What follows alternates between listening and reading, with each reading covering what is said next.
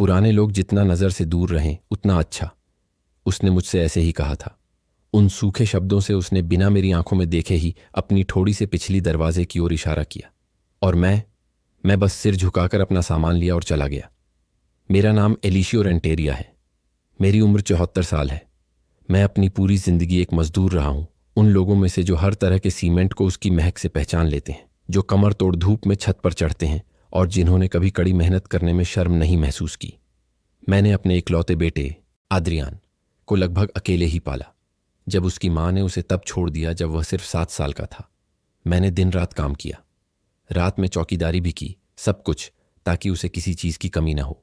और आज इन सब के बाद उसने मुझे घर के पीछे एक बिना खिड़की वाले छोटे से कमरे में डाल दिया, जिसे विडंबना यह है कि मैंने अपने इन्हीं हाथों से बनाने में मदद की थी। तो इस कहानी को आखिर तक सुनिए और इसे उन लोगों के साथ साझा करें जिन्हें यह सुनने की ज़रूरत है, और फिर मुझे बताएं कौन सा हिस्सा आपको सच में दिल को छू गया और आप किस शहर से सुन रहे हैं, क्योंकि जो मैंने अनुभव किया शायद आपने भी उसे महसूस किया होगा। छोटा कमरा नम था, उसमें फफूंद की गंध थी। उसमें एक पुराना बिस्तर, एक खराब पंखा और एक बंद बेसिन था। उसने मुझे चाबी ऐसे दी जैसे कोई पैकेट देता हो और कहा, अगर तुम बाहर जाओ तो बता देना, मैं पड़ोसियों के साथ कोई परेशानी नहीं चाहता। और बस ये नहीं कहा कि अगर तुम्हें कुछ चाहिए तो बताना। नहीं घर जैसा महसूस करो कहाँ। नहीं, अब वह मेरा घर नहीं था। वह सिर्फ एक कोने में एक बूढ़े को रखने का ठिकाना था, एक छिपाने की जगह। पहली रात मैंने यह मानने की कोशिश की कि यह अस्थायी है, कि वह काम के तनाव, कर्जों और अपनी पत्नी की वजह से परेशान था, जो हमेशा मुझे ऐसे देखती थी जैसे मैं फालतू हूं। लेकिन सुबह जब मैंने अपनी चाय और ब्रेड की ट्रे जमीन पर पड़ी देखी तो मैं समझ गया। संदेश स्पष्ट था, वे मुझे अब अपने पास नहीं चाहते थे। मेरी बहू वनीता छिपाने की जहमत नहीं उठाती थी। वह मुझे ऐसे देखती थी जैसे लिविंग रूम के बीच में कोई रुकावट हो, एक रुकावट। वह मुझे कभी पसंद नहीं करती थी। वह कहती थी कि मैं बहुत गरीब हूं, बहुत गांव का हूं, जैसे कि यह शर्म की बात हो। और मैंने ही तो उन्हें वह घर खरीदने के लिए आधी डाउन पेमेंट दी थी जब उनकी शादी हुई थी, अपनी पूरी जिंदगी की बचतों से, अपनी पसीने की कमाई से। और फिर भी भीतर बढ़ रहे इस दुख के साथ मैं चुप रहता था, क्योंकि मैं उन लोगों में से हूं जो पहले देखते हैं, जो हंगामा नहीं करते, जो चिल्लाते नहीं। लेकिन मैं मूर्ख भी नहीं हूं। मैंने बदलाव देखना शुरू कर दिया। उन्होंने मेरा इंटरनेट काट दिया, कमरे से टीवी हटा दिया, यहां तक कि वह चटाई भी गायब हो गई जहां मैं अपनी पीठ सीधी करने के लिए लेटता था। जब मैंने पूछा, वनीता ने जवाब दिया, घर हमारा है पापा, चीजें ऐसे बिखरी नहीं रह सकती। उनका यह पापा हमेशा जहर से भरा होता था और आद्रियान बस सिर हिला देता था। कभी कभी वह हंस भी देता था जब वह मुझे ताने मारती थी, और यह किसी भी शब्द से ज्यादा दुख देता था। एक दिन मैंने उसे फोन पर बात करते सुना। उसने कहा, अब मैं और बर्दाश्त नहीं कर सकता यार। मेरे पिता सिर्फ रुकावट हैं, हर चीज में दखल देते हैं। वह मुझे सब कुछ सिखाना चाहते हैं, जितना छिपा रहे उतना अच्छा। और मैं वहां पतली दीवार के दूसरी ओर सब कुछ सुन रहा था। उस दिन मेरे अंदर कुछ टूट गया। तभी मैंने ठंडे दिमाग से सोचना शुरू किया, टुकड़ों को जोड़ना शुरू किया। सब कुछ के बावजूद मेरे पास अभी भी मेरे दस्तावेज थे, मुझे अभी भी मेरे खाते तक पहुंच थी, और सबसे महत्वपूर्ण बात, मेरा नाम अभी भी उस घर के कागजात में था। हां, क्योंकि जब मैंने इसे खरीदने में मदद की थी तो मैंने यह सुनिश्चित किया था कि ऐसा ही रहे। आद्रियान को याद भी नहीं था, लेकिन मैं कभी नहीं भूला। वे गुस्से में कुछ नहीं करने वाले थे। मैं योजना बनाने वाला आदमी हूं, गहरी सांस लेने वाला और सही समय पर काम करने वाला। तब तक मैं ऐसा दिखाता था जैसे सब ठीक है। मैं बगीचे की देखभाल करता था, आंगन झाड़ता था, अपने कपड़े हाथ से धोता था और उन्हें एक तात्कालिक रस्सी पर सुखाता था। पड़ोसी सोचते थे कि मैं चौकीदार हूं। कुछ तो मुझसे पूछते भी थे कि क्या मैं वहां काम करता हूं। मैं मुस्कुराता था और हां कहता था। सच बताने से ज्यादा आसान था, लेकिन सच हमेशा छिपा नहीं रहता। और एक दिन वह आ गया। वनीता ने रविवार को अपने परिवार के साथ खाने का आयोजन किया। मुझे आमंत्रित नहीं किया गया था, बल्कि मुझे बताया गया कि मेरा न आना ही बेहतर है। मैं अपने छोटे से कमरे में हंसी, संगीत, टोस्ट सुनता रहा, जब तक मैंने एक वाक्य नहीं सुना जिसने मुझे सीने में जलन के साथ खड़ा कर दिया। उसने बहुत जोर से कहा, हमें यहां केवल उपयोगी लोग चाहिए। और मेरे ससुर बेचारे, वह तो किसी संग्रहालय की वस्तु लगते हैं। मैंने गहरी सांस ली। दरवाजे के पीछे लटके गंदे छोटे शीशे में खुद को देखा और खुद से कहा, बहुत हो गया।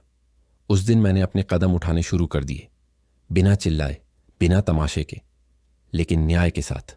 और मैं तुम्हें कुछ बताता हूं, जिस दिन आद्रियान को पता चला कि मैंने क्या किया, वह कागज की तरह सफेद पड़ गया और मैंने उसे उसी शांति से देखा जैसे एक बूढ़ा मजदूर एक टेढ़ी दीवार को तोड़ने से पहले और जीरो से शुरू करने से पहले देखता है, क्योंकि जिंदगी में कुछ चीजें ठीक नहीं हो सकती, उन्हें तोड़कर फिर से बनाना पड़ता है।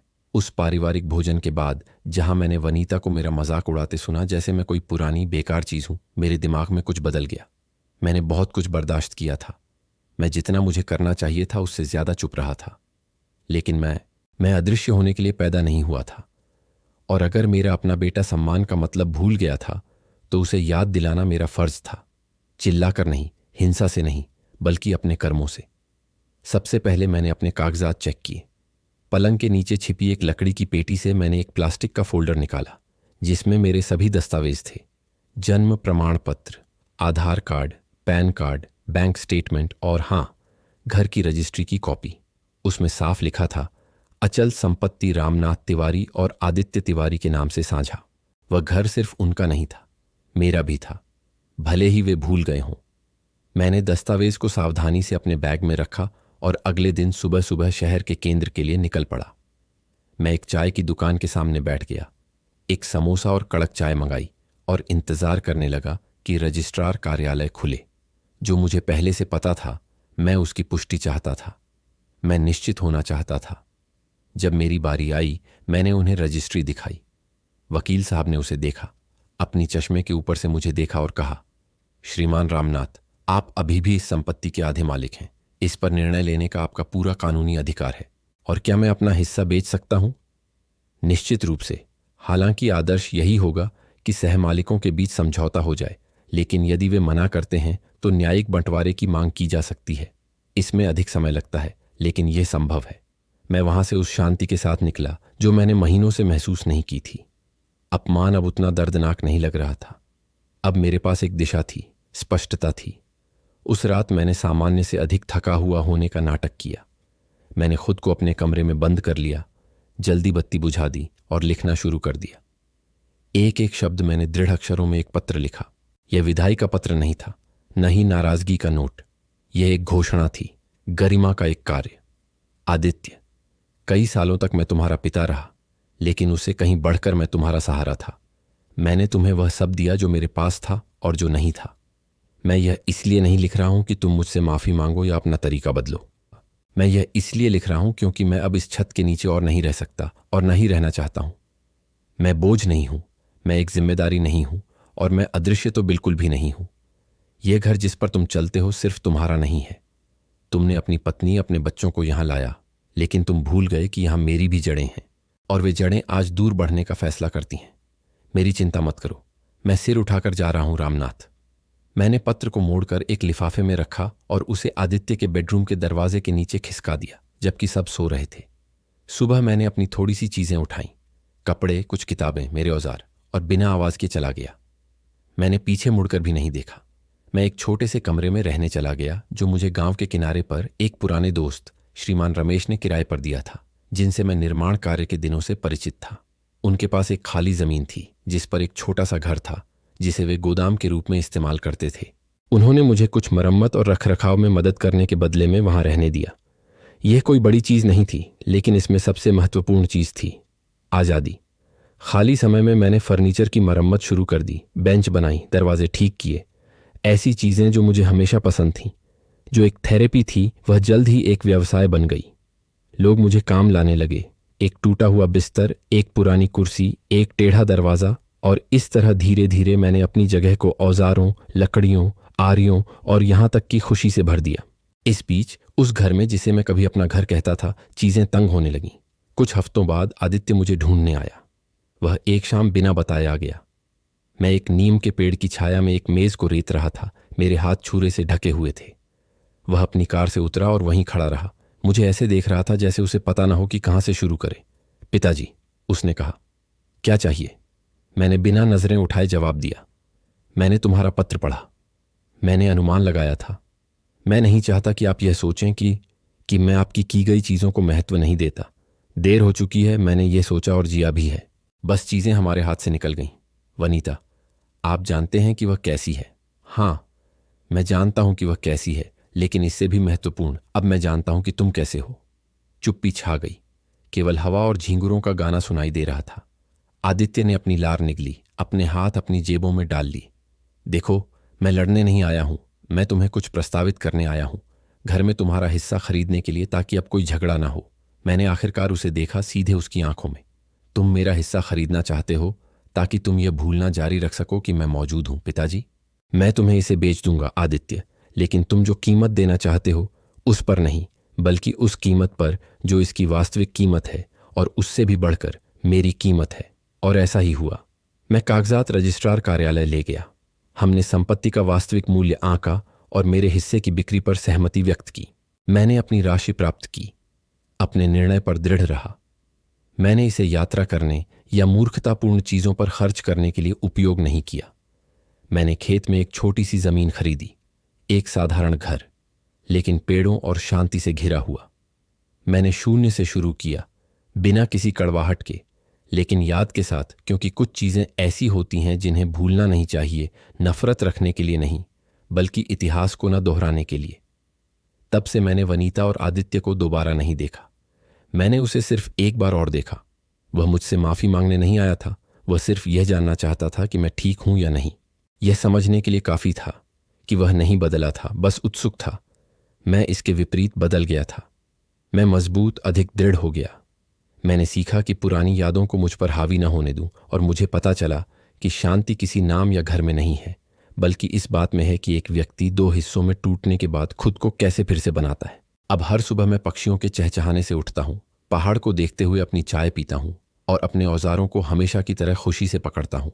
मैं अब फोन का इंतजार नहीं करता, न ही मुलाकातों का इंतजार करते हुए दिन गिनता हूं, क्योंकि मैंने समझा कि कुछ माता पिता अपने बच्चों के लिए सब कुछ देते हैं, लेकिन कुछ बच्चे अपने माता पिता के लिए कुछ नहीं देते। और इस बात पर रोने के बजाय मैंने अपने तरीके से, अपनी गति से और गरिमा के साथ जीने का फैसला किया। गांव के जीवन ने मुझे फिर से सांस लेना सिखाया।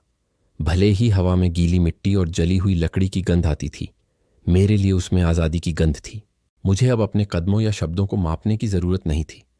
कोई मुझसे अपनी आवाज़ धीमी करने या बच्चों की परवरिश में हस्तक्षेप न करने के लिए नहीं कहता था। कोई मुझे ऐसे नहीं देखता था जैसे मैं बोझ हूं। मैं एक साधारण छोटे से घर में रहता था, बाहर से सफ़ेद टेराकोटा रंग की टाइलों वाला, और एक लकड़ी का बरामदा जिसे मैंने खुद कुछ पुरानी बीमों से बनाया था। जमीन काफ़ी थी, नारंगी के पेड़ों से भरी थी, कुछ नागफनी के पौधे थे, और मुझे कद्दू उगाने का भी शौक था। उस जमीन में मैंने सिर्फ बीज नहीं बोए, मैंने अपनी उम्मीदें बोईं।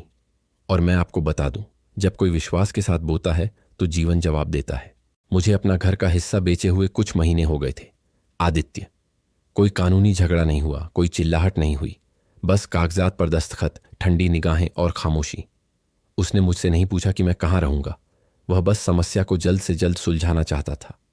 मुझे नहीं पता कि उसने सोचा होगा कि मैं उस पैसे का उपयोग किसी वृद्धाश्रम जाने या किराए पर रहने के लिए करूंगा जब तक मैं मर न जाऊं। मुझे जो पता है वह यह है कि उसने कभी नहीं सोचा होगा कि मुझ में अभी भी कुछ बनाने की ताकत होगी, लेकिन उसने मुझे कभी सच में देखा ही नहीं। वह हमेशा सोचता था कि मैं एक बूढ़ा आदमी हूं, लेकिन उसने कभी नहीं समझा कि बुढ़ापा गरिमा को नहीं मारता। एक दोपहर जब मैं एक बबूल के पेड़ की छाया में एक देवदार की बेंच पर वार्निश कर रहा था, मैंने एक ट्रक के इंजन की आवाज़ सुनी जो धूल उड़ाते हुए पास आ रहा था। मैं किसी का इंतजार नहीं कर रहा था। मैं अपने हाथों को अपनी पतलून पर पोंछते हुए उठा, और वहीं मैंने उसे देखा। यह रवि था, मेरा सालों पुराना दोस्त, या बल्कि जो कुछ भी उसमें बचा था। वह और पतला हो गया था, उसका चेहरा धंसा हुआ और आंखें गहरी थीं। वह धीरे धीरे गाड़ी से उतरा और लड़खड़ाते कदमों से पास आया। एहसान, मैं इसलिए आया क्योंकि मुझे पता चला कि तुमने क्या किया, उसने मुझसे कहा, और मैं नहीं समझा कि उसका क्या मतलब था। मैंने अब क्या किया? तुमने अपने घर का हिस्सा बेच दिया और बिना हंगामा किए चले गए। वह, मेरे दोस्त, हर कोई ऐसा नहीं करता, उसके लिए हिम्मत चाहिए। मेरा बेटा मेरे साथ वही कर रहा है जो तुम्हारा बेटा तुम्हारे साथ कर रहा है। वह मुझे बोझ समझता है, एक बाधा, लेकिन मुझ में तुम्हारी हिम्मत नहीं थी। मैं वहीं रहता रहा, अकेले रहने के डर से सब कुछ निगलते हुए। मैंने उसे भारी मन से देखा। मैंने उसे बैठने की पेशकश की और उसे ताज़ी नींबू पानी का गिलास दिया। वह चुपचाप बैठ गया और कई मिनट तक हमने कुछ नहीं कहा, सिर्फ पक्षियों की आवाज़ और पत्तियों के बीच हवा की सरसराहट। कुछ देर बाद मैंने चुप्पी तोड़ी। ये आसान नहीं है रवि, लेकिन जहां अब आपको प्यार नहीं मिलता वहां रहना और भी बुरा है। खामोशी अकेलेपन से ज्यादा भारी होती है और एक समय आता है जब आपको परछाई की तरह जीने या फिर से रोशनी बनने का फैसला करना पड़ता है, चाहे वह कहीं दूर ही क्यों ना हो। उस दिन रवि ने मुझसे वही करने में मदद करने के लिए कहा। मैंने उसके कागजात देखने, एक वकील से सलाह लेने में उसका साथ दिया। मैंने उसे दिखाया कि कैसे मैंने थोड़े से पैसे से, लेकिन सिर ऊंचा करके फिर से शुरुआत की थी। मैं उसे समझाना नहीं चाहता था, लेकिन यह दिखाना चाहता था कि यह संभव है, कि गरिमा वापस पाने के लिए कोई उम्र नहीं होती। अगले हफ्ते रवि मेरे पास के एक छोटे से बंगले में चला गया। हम नाश्ता बनाने के लिए बारी बारी से काम करते थे। वह अपना प्रसिद्ध हरी चटनी वाला चुलबुला गोश्त बनाता था और मैं अपनी भुट्टे के साथ मुर्ग शोरबा। हम हंसते थे, बातें करते थे और शाम को हाथ में चाय लेकर सूर्यास्त देखने बैठ जाते थे। हम दो बूढ़े पुनर्निर्मित लोग थे और यह काफी से ज्यादा था। लेकिन जीवन कभी सीधा नहीं होता। ठीक जब आपको लगता है कि सब कुछ स्थिर हो गया है तो कुछ फिर से जमीन को हिला देता है। एक सुबह जब मैं एक पड़ोसी द्वारा दी गई एक जंग लगी ग्रिल को ठीक कर रहा था तो एक बिना पते की चिट्ठी आई। यह दरवाजे के नीचे दबी हुई थी, 4 गुना मुड़ी हुई थी। मैंने उसे अविश्वास के साथ खोला। यह आदित्य की तरफ से थी। पिताजी, मैं आपको परेशान करने के लिए नहीं लिख रहा हूं, बस ये कहना चाहता हूं कि चीजें ठीक नहीं हैं। आपके जाने के बाद घर में सब कुछ अस्त व्यस्त हो गया। वनीता सबसे झगड़ती है, बच्चे आपके बारे में पूछते हैं, लेकिन मुझे नहीं पता कि उन्हें क्या बताऊं। मैं खालीपन महसूस कर रहा हूं और हालांकि मुझे पता है कि मुझे कुछ भी मांगने का अधिकार नहीं है, मैं आपसे मिलना, बात करना, आपको सुनना चाहूंगा, भले ही एक बार ही क्यों ना हो। आदित्य। मैंने इसे 3 बार पढ़ा, इसलिए नहीं कि मुझे यह समझ में नहीं आई, बल्कि इसलिए कि मुझे नहीं पता था कि क्या महसूस करूं। यह सालों में पहली बार था जब मेरे बेटे ने मुझसे कहा कि वह मुझे सुनना चाहता है, लेकिन मुझे नहीं पता था कि यह वास्तविक था या इसके पीछे कुछ और था। पर अंदर से मेरा दिल उस पिता के बीच बंटा हुआ था जो अब भी उसे प्यार करता था और उस आदमी के बीच जो उसके बिना जीना सीख चुका था। मैंने चिट्ठी अपने औजारों के पास दराज में रख दी। मैंने जवाब नहीं दिया, मैं गया नहीं, मैंने उसे फोन नहीं किया, क्योंकि कभी कभी खामोशी भी एक जवाब होती है, एक जो दर्द देती है लेकिन सिखाती है। कुछ और हफ्ते बीत गए। रवि और मैं अपनी दिनचर्या में लगे रहे। ज्यादा से ज्यादा लोग अब मुझसे काम के लिए मिलने आते थे। एक महिला ने मुझसे अपने दिवंगत पति के लिए एक लकड़ी का मंदिर बनाने के लिए कहा। एक युवक अपने दादाजी की पुरानी साइकिल लाया जिसे बहाल करना था, और मैं हर कील और हर सैंडपेपर के साथ खुद के उन टुकड़ों को वापस पा रहा था जिन्हें मैं खो चुका था। एक रात रवि ने मुझसे पूछा कि क्या मुझे किसी बात का पछतावा है। मैं सोच में पड़ गया। पूरी तरह से नहीं, शायद इतने सालों तक चुप रहने का, यह दिखाने का कि मेरी कोई आवाज नहीं है। लेकिन मुझे जाने का पछतावा नहीं था, क्योंकि जाकर मैंने खुद को फिर से पाया। रवि ने सिर हिलाया, तारों भरे आसमान की ओर देखा और कुछ ऐसा कहा जो मुझे याद रह गया। कभी कभी खुद को फिर से बनने के लिए जाना पड़ता है, और अगर रास्ते में दर्द होता है तो हो, लेकिन हमें मारे नहीं। उस रात मैं शांत आत्मा के साथ सोया और अपने सपनों में बहुत समय बाद कोई चिल्लाहट नहीं थी, कोई तिरस्कार भरी निगाहें नहीं थीं, कोई अंधेरे कमरे नहीं थे, बस एक खुला मैदान था। सूरज पहाड़ियों के पीछे डूब रहा था और मेरे मजबूत और जीवंत हाथ कुछ नया बना रहे थे।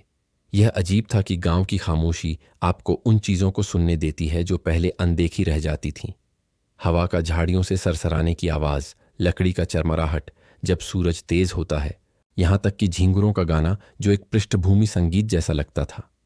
समय के साथ ये आवाजें मेरे अंदर बस गईं। वे मुझे जगाते थे, मेरे कामों में मेरा साथ देते थे और रात में मुझे लोरी सुनाते थे। और इस शांति के बीच मेरा दिल उन सवालों के जवाब ढूंढने लगा जो पहले बहुत दर्दनाक थे। मुझे आदित्य के घर से निकले हुए 5 महीने से ज्यादा हो गए थे। उस चिट्ठी के बाद मैंने उससे फिर कुछ नहीं सुना जिसका मैंने जवाब नहीं दिया था। मैंने जानने की कोशिश भी नहीं की। रवि मुझे गांव की खबरें सुनाता रहता था जो उसे यहां वहां से मिलती थीं। उसने मुझे बताया कि वंदना अभी भी वैसी ही अभिमानी थी, कि बच्चों की देखभाल अब एक युवा आया करती थी, क्योंकि श्रीमती जी अब घर के शोर को सहन नहीं कर पाती थीं। उसने मुझे यह भी बताया कि आदित्य ने अपनी नौकरी छोड़ दी थी, कि वह कर्ज में डूबा हुआ था और उसका स्वभाव सबके साथ और भी ठंडा हो गया था। मैं सब ध्यान से सुनता था, लेकिन टिप्पणी नहीं करता था। मैंने सीखा कि जिस चीज़ का आप अब हिस्सा नहीं हैं उस पर राय नहीं देनी चाहिए, क्योंकि कुछ घाव बेहतर तरीके से भरते हैं अगर उन्हें न छुआ जाए। एक सुबह जब मैं एक बड़ी बेंच पर पॉलिश कर रहा था जो मुझे एक ग्रामीण स्कूल के लिए बनाने का काम मिला था, तो एक युवा व्यक्ति आया, लगभग 35 साल का, खजूर की टोपी और धूल भरे जूते पहने हुए। उसने सम्मानपूर्वक मुझे सलाम किया, जैसे पुराने गांवों में बड़ों को सलाम करते हैं, और मुझसे पूछा कि क्या वह मुझसे थोड़ी बात कर सकता है। मैंने उसे बैठने के लिए कहा, उसे पानी पिलाया और उसने मुझे बताया कि उसका नाम मयंक था, कि वह कुछ किलोमीटर दूर रहता था और उसने सुना था कि मैं लकड़ी का काम अच्छी तरह जानता था। उसने कहा कि उसे किसी ऐसे व्यक्ति की ज़रूरत थी जो उसे अपनी पत्नी के साथ एक छोटा सा सराय बनाने के लिए कुछ देहाती फर्नीचर बनाने में मदद कर सके। मैंने सिर हिलाया, ध्यान से सुना और खुशी खुशी स्वीकार कर लिया। उसने मुझे एक मामूली अग्रिम भुगतान किया और उस दिन से मैं सप्ताह में 3 बार उसके खेत में जाने लगा। उसे संरचनाओं को डिज़ाइन करने में मदद करता और कटाई में मार्गदर्शन करता था। यह ज़रूरत का काम नहीं था, यह कुछ और था। मुझे उपयोगी महसूस हो रहा था, मुझे कुछ नया का हिस्सा महसूस हो रहा था। मयंक और उसकी पत्नी ईशा के साथ एक तरह का मौन बंधन विकसित हुआ। उन्होंने कभी मेरे अतीत के बारे में नहीं पूछा, न मैंने उनके बारे में, लेकिन सम्मान था, साधारण खुशी थी और सबसे बढ़कर कृतज्ञता थी। हर बार जब मैं आता था तो वे मुझे गर्म चाय और हाथ से बनी रोटियों के साथ स्वागत करते थे, और जब हम काम खत्म कर लेते थे तो हम एक बेर के पेड़ के नीचे बैठकर बिना किसी हड़बड़ी के कहानियां साझा करते थे। वे मेरी बातों को ऐसे सुनते थे जैसे उनकी कोई कीमत हो, और यह इतने समय तक अनदेखा किए जाने के बाद आत्मा के लिए दवा जैसा था। एक दिन जब मैं मयंक को दिखा रहा था कि 2 टुकड़ों को बिना कीलों के कैसे जोड़ा जाता है, तो उसने मुझे गंभीरता से देखा और कहा, अंकल, अगर आप चाहें तो आप हमारे साथ यहाँ रह सकते हैं। हम आपको अपने बाथरूम के साथ एक सुंदर कमरा दे सकते हैं और आपकी अपनी जगह होगी। आपको किसी चीज़ की कमी नहीं होगी। मैं जानता हूं कि आप जंगल में अकेले रहते हैं और यह घुसपैठ नहीं है, लेकिन कभी कभी हमें साथ की ज़रूरत होती है। मैं चुप रहा, अपमान के कारण नहीं बल्कि भावना के कारण। मुझे इस प्रस्ताव की उम्मीद नहीं थी। इसने मुझे आश्चर्यचकित कर दिया। मैंने तहे दिल से उनका शुक्रिया अदा किया। मैंने उनसे कहा कि मैं इस पर विचार करूंगा, लेकिन अंदर से मुझे कुछ ऐसा महसूस हुआ जो मुझे बहुत समय से महसूस नहीं हुआ था, कि दुनिया में अभी भी अच्छे लोग थे। ऐसे लोग जो आपको आपकी उम्र या आपके बैंक खाते से नहीं मापते, बल्कि आपकी कहानी से, आपके काम से, आपकी उपस्थिति से मापते हैं। उस रात अपने घर लौटते समय मैं बरामदे में 1 कप राबड़ी के साथ बैठ गया और तारों भरे आसमान की ओर देखा। मुझे याद आया जब आदित्य बच्चा था और मेरे बगल में बैठकर तारों को देखता था। वह मुझसे पूछता था कि जो चमकते थे, क्योंकि कुछ तारे बड़े होते थे। मैं कहानियां बनाता था। मैं कहता था कि वे लालटेन हैं जो उन दादा दादी की रखवाली करती हैं जो जा चुके हैं। वह उस साफ हंसी के साथ हंसता था जैसे वे लोग जो अभी तक धोखा देना नहीं जानते। मैंने खुद से पूछा कि कब वह रोशनी उसमें बुझ गई। यह मेरी गलती थी। मैं बहुत कठोर था, बहुत नरम था। मैं एक पिता के रूप में असफल रहा। ये सवाल कभी कभी लहरों की तरह आते थे और मैंने उन्हें गुजरने देना सीख लिया था। यह सभी जवाब रखने के बारे में नहीं है, बल्कि यह है कि सवालों को अपनी शांति चुराने न दें। कुछ समय बाद रमेश बीमार पड़ गया। उसे सूखी खांसी होने लगी जो जाती नहीं थी। मैं उसे प्राथमिक स्वास्थ्य केंद्र ले गया और डॉक्टर ने साफ साफ कह दिया, यह गंभीर था, शायद कैंसर।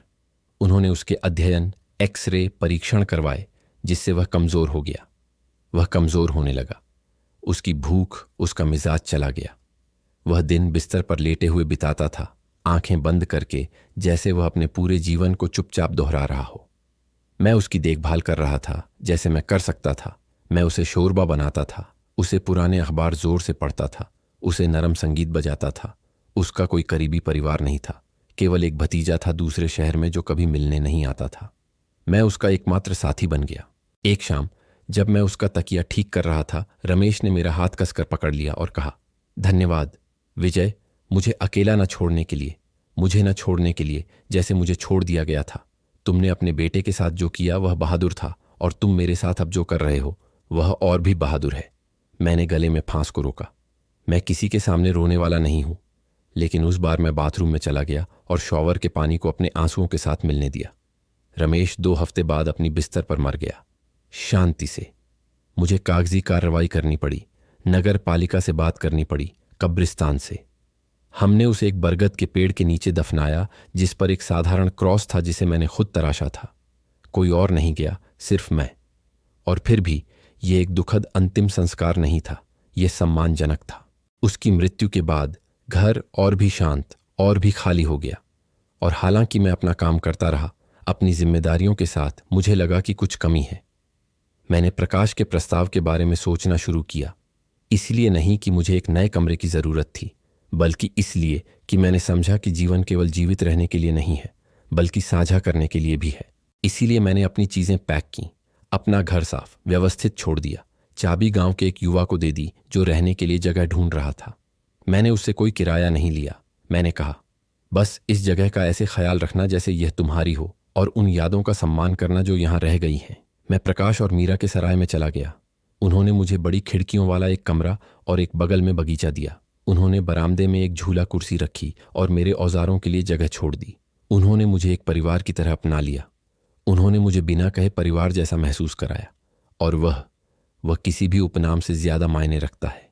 उस नए कोने से मैंने न केवल फर्नीचर बल्कि अपनी कहानी को भी फिर से बनाना शुरू किया, क्योंकि मैंने समझा कि कोई तब बूढ़ा नहीं होता जब वह जन्मदिन मनाता है, बल्कि तब जब वह सपने देखना बंद कर देता है। शांति महसूस करने के लिए ज्यादा कुछ नहीं चाहिए था।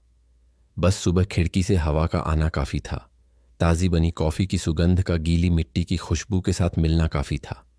बस इतना काफी था कि कोई आपको आपके नाम से बुलाए बिना कुछ मांगे। मिट्टी और गहरे लकड़ी के खंभों वाले उस छोटे से सफेद सराय में, जहां प्रकाश और मीरा ने बिना शर्त मेरे लिए दरवाजे खोले थे, मुझे कुछ ऐसा मिला जिसकी मैंने फिर से उम्मीद नहीं की थी। अपनापन। मैं अब वह बूढ़ा नहीं था जो अपने बेटे के घर में बाधा डालता था। मैं अब एक अंधेरे कोने में भूला हुआ फर्नीचर नहीं था। वहां मैं विजय था, बढ़ई गुरु, जो जानता था कि कुर्सी को कैसे हिलने न दें, जो एक टेढ़ी लकड़ी के टुकड़े को देखकर जानता था कि उसे किस रंदे से ठीक करना है। मैं उपयोगी था, और इससे भी बढ़कर मुझे हर सुबह देखा जाता था। मीरा मुस्कुराते हुए और एक विनम्र वाक्य के साथ मेरे काम की मेज पर एक कप दलिया छोड़ देती थी। प्रकाश हर परियोजना की पहली शहतीर ठोकने से पहले मुझसे सलाह मांगता था, और मेहमान मुझे आंगन में रेतते हुए देखकर उत्सुकता से मुझे सलाम करते थे। कुछ तो मुझे गांव की कहानियां सुनाने के लिए भी कहते थे, जब बिजली नहीं थी, जब लोग बाहर बैठकर तारे देखते थे। मैं उन्हें बिना जल्दी के, बिना किसी अलंकरण के सिर्फ सच सुनाता था, उस धीमी लय के साथ जो उन लोगों में होती है जिन्होंने इतना जी लिया है कि वे जानते हैं कि कब चुप रहना है और कब बोलना है। एक नारंगी आकाश वाली शाम, एक परिवार 2 छोटी लड़कियों के साथ आया। वे शहर से शोर से आराम की तलाश में आए थे, जैसा कि उन्होंने कहा। लड़कियां बगीचे में दौड़ती थीं, हंसती थीं, गमलों के पीछे छिपती थीं। उनमें से एक, छोटी वाली, मेरे पास आई जब मैं एक छोटी मेज पर वार्निश कर रहा था, और उत्सुक आवाज में पूछा, क्या आप यहाँ के दादाजी हैं? मैं मुस्कुराया। सालों में किसी ने मुझसे ऐसा कुछ नहीं पूछा था। मैंने जवाब दिया, नहीं मेरी बेटी, मैं किसी का दादा नहीं हूं, लेकिन अगर तुम चाहो तो मैं तुम्हें दादा दादी की तरह कहानियां सुना सकता हूं। उस दिन से वे हर शाम मेरे पास आकर बैठती थीं। मैं उन्हें अपने बचपन की कहानियां सुनाता था, कि हम तख्तों के पुल्लों से नदियों को कैसे पार करते थे, कि हम कंकड़ से पिट्ठू कैसे खेलते थे। वे चमचमाती आंखों से मुझे सुनती थीं, जैसे वे कोई पुरानी फिल्म देख रही हों, और मैं महसूस करता था कि मेरे अंदर कुछ। एक रात खाने के बाद मणिकरण ने मुझे अपने बरामदे में बैठने को कहा। उसके पास देसी शराब की बोतल और 2 गिलास थे। हमने बिना कुछ कहे एक दूसरे को टोस्ट किया। फिर उसने मुझे देखा और कहा, अंकल, क्या आप जानते हैं कि आपने इस जगह को बदल दिया है? मैंने उसे संदेह से देखा। जब से आप आए हैं लोग आपके बारे में पूछते हैं, मेहमान आपको ढूंढते हैं। वे कहते हैं कि धर्मशाला अलग महसूस होती है, जैसे अधिक जीवंत। और मुझे भी ऐसा लगता है। आप कुछ ऐसा लाए हैं जो दिखाई नहीं देता लेकिन महसूस होता है। मुझे नहीं पता था कि क्या जवाब दूं। मैंने बस उसके कंधे पर हाथ रखा और गिलास उठाया। लेकिन जैसा कि अक्सर होता है, जब कोई सोचता है कि सब कुछ ठीक हो गया है, जीवन फिर से उस परीक्षा लेता है जो उसने बनाया है। और इस बार यह एक ग्रे रंग की वैन के रूप में आया, जो एक बुधवार की सुबह धर्मशाला के गेट के सामने खड़ी हो गई। मैं कार्यशाला में झाड़ू लगा रहा था जब मैंने अर्जुन को नीचे उतरते देखा। मैंने उसे पहले नहीं पहचाना। वह पतला हो गया था, चेहरा थका हुआ था, आंखें बुझी हुई थीं। उसने साधारण कपड़े पहने थे, उसकी शर्ट सिकुड़ी हुई थी और उसकी नज़र झुकी हुई थी। वह धीरे धीरे मेरी ओर चला। उसने बिना आवाज के बस सिर हिलाकर मुझे नमस्ते किया। मैं झाड़ू हाथ में लिए स्थिर खड़ा रहा। पिताजी, उसने अंत में कहा। मुझे नहीं पता था कि मुझे आना चाहिए या नहीं, लेकिन मेरे पास अब कहीं और जाने के लिए नहीं है। मैंने जवाब नहीं दिया। इसीलिए नहीं कि मैं नहीं चाहता था, बल्कि इसलिए कि मेरे भीतर कुछ उथल पुथल हो रहा था। यह न तो नफरत थी, न ही दुख। यह सूखी निराशा थी जो अब जलती नहीं थी, बस भारी महसूस होती थी। वैशाली ने मुझे छोड़ दिया। वह किसी और के साथ चली गई। उसने मेरा घर, बच्चे, सब कुछ छीन लिया। उन्होंने मुझे एक आदेश के साथ बाहर निकाल दिया। मैं बेरोजगार हो गया, बिना किसी दिशा के। और तब मैंने आपके बारे में सोचा कि शायद अभी भी एक मौका था कि आप मेरी बात सुनेंगे। मैंने उसे देखा। मैंने उसमें उस बच्चे को देखा जिसे मैं अपने कंधों पर ले जाता था जब वह आतिशबाजी देखते हुए सो जाता था। मैंने उस जवान को देखा जो अपने कुत्ते के मरने पर रोया था। मैंने उस आदमी को भी देखा जिसने मुझे अपने घर के पीछे ऐसे फेंक दिया था जैसे मैं कोई शर्म की बात था। और तुम क्या चाहते हो अर्जुन? बस बात करना, अपनी आवाज सुनना, यह जानना कि क्या तुम मुझसे नफरत करते हो, यह जानना कि क्या मैं कुछ दिनों के लिए रह सकता हूं।